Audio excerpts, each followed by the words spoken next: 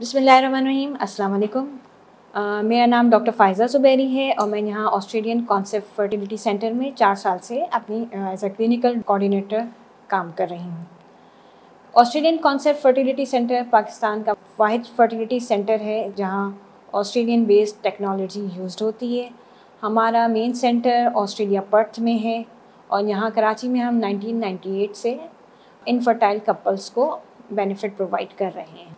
सबसे पहले तो मैं उन इनफर्टाइल कपल्स को मुखातिब करूँगी जो कि इनफर्टिलिटी को अपने लिए कोई ऐप समझते हैं और फर्टिलिटी सेंटर्स में अप्रोच करने से घबराते हैं। तो इनफर्टिलिटी एज सच कोई इतना बड़ा इशू नहीं है अगर हम उसको सही से ट्रीट करें और हम उसके कॉजेज़ देखें। तो ये कभी कभी ये होता है कि बहुत छोटे कॉजेज़ भी जो हैं हमें कंसीव करने में प्रॉब्लम कर रहे होते हैं।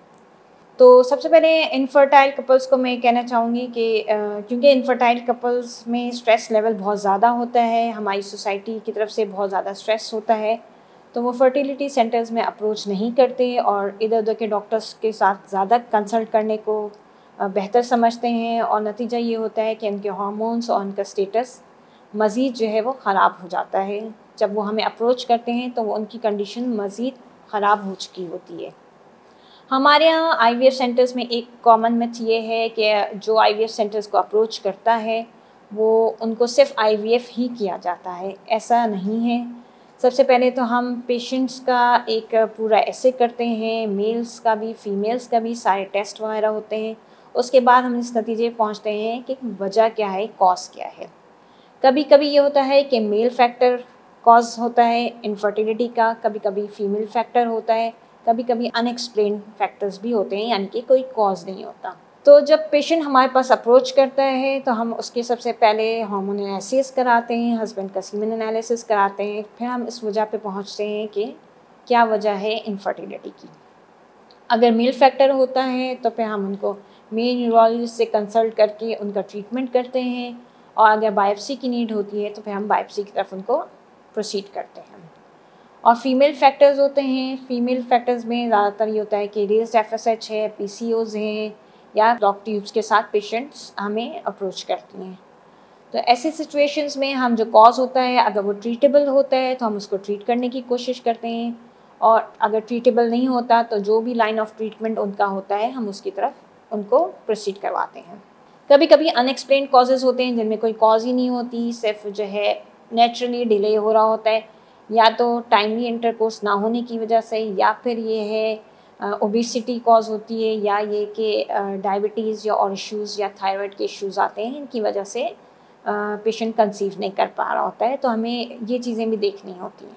ट्रीटमेंट के हवाले से बताऊं कि हमारे यहाँ 3 तरह की ट्रीटमेंट्स हैं। सबसे पहले जो पेशेंट्स हमारे पास अप्रोच करते हैं, ज़रूरी नहीं है कि हम उनको डायरेक्ट आईवीएफ पे ही प्रोसीड करें। हम सबसे पहले उनको मेडिसिन्स के ट्रायल पे लेके जाते हैं। मेडिसिन्स का हम 2 से 3 महीने का ट्रायल देते हैं। अगर वो मेडिसिन्स, इसमें ये होता है कि हम कुछ डेज़ की मेडिसिन्स देते हैं, फिर उनके एग्स जब मैच्योर हो जाते हैं तो इनको फर्टाइल डेज़ एक्सप्लेन करते हैं और अगर इससे वो कंसीव नहीं कर पा रहे होते हैं तो हम फिर सेकंड स्टेप की तरफ प्रोसीड करते हैं। सेकंड स्टेप में ये होता है कि हम आईयूआई करते हैं। आईयूआई में ये है इसके लेस चांसेस ऑफ सक्सेस तो हैं, लेकिन एक ऑप्शन होता है पेशेंट के पास कि वो आईयूआई की तरफ जाना चाह रहा है या आईवीएफ की तरफ डायरेक्ट मेडिसिन के बाद जाना चाह रहा है। आईयूआई में भी ये होता है, जिस तरह से हम मेडिसिन का ट्रायल दिलाते हैं इसी तरह से हम मेडिसिन के थ्रू एग्स को मेच्योर करवाते हैं। जब एग्स मेच्योर हो जाते हैं तो हस्बैंड के बेस्ट स्पर्म्स लेकर उनको फिर हम सेंट्रीफ्यूज करके फीमेल पार्टनर में इंसर्ट कर देते हैं और फिर हम उसके 14th डे पे बीटा एक्ससीजी करके देखते हैं कि कंसीव किया है या नहीं। ये प्रोसीजर फेल होता है तो हम फिर आईवीएफ की तरफ प्रोसीड करते हैं। आईवीएफ में ये होता है कि हम तकरीबन 1 मंथ जो है पेशेंट्स को इंजेक्टेबल्स देते हैं, हार्मोन इंजेक्शंस देते हैं और उनके हम एग्स जितने भी पॉसिबल होते हैं उनको रेडी करवाते हैं। जब उनके एग्स रेडी हो जाते हैं तो हम अंडर जीए उनके जो है एग्स रिट्रीव करते हैं और हस्बैंड्स के बेस्ट स्पर्म से उनको फर्टिलाइज़ करवाते हैं। फर्टिलाइजेशन के बाद जब जो है एम्ब्रियोज जो बनते हैं उनके ट्रांसफ़र का टाइम आता है, उनको हम डे 5 पे या डे 6 पे ट्रांसफ़र करते हैं। उसके 14th डे पे हम बीटा एक्ससीजी करके देखते हैं कि कंसीव हुआ है या नहीं।